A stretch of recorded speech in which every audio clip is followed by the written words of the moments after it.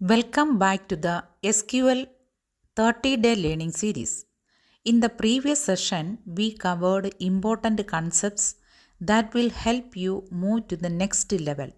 Today, we continue our journey with another essential SQL topic. Let us begin today's session.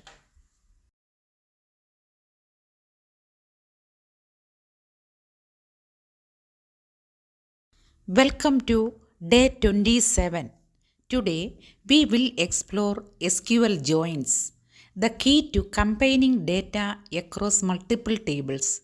We will cover inner, left, right, and full joins.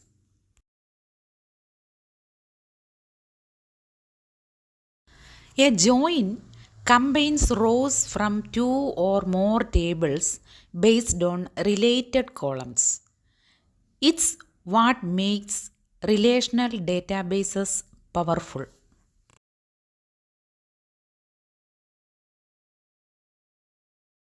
Inner join returns rows where there is a match in both tables.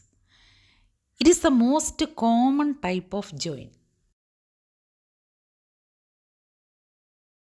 Left join returns all rows from the left table plus matches from the right.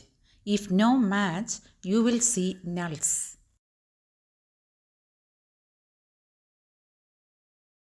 Right join is the opposite. It returns all rows from the right table plus matches from the left.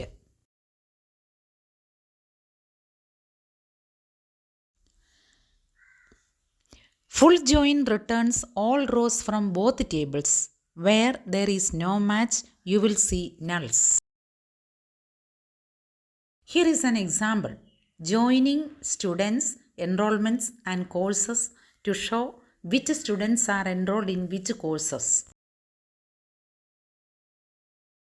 Joins unlock relational power, give flexibility with different types, and let you query multiple tables efficiently. Let us practice. Try inner join with employees and departments, left join with the students and courses, and full join with the orders and payments. In e-commerce, joins connect orders with customers, orders with shipments, and products with inventory. Each join type serves a different purpose. Try these mini challenges. Create a join for employee projects, use left join for optional assignments, and full join for merged reports. To summarize, joins combine tables, inner returns matches only, left and right include all rows from one side, and full returns all rows from both. Tomorrow, we will explore subqueries.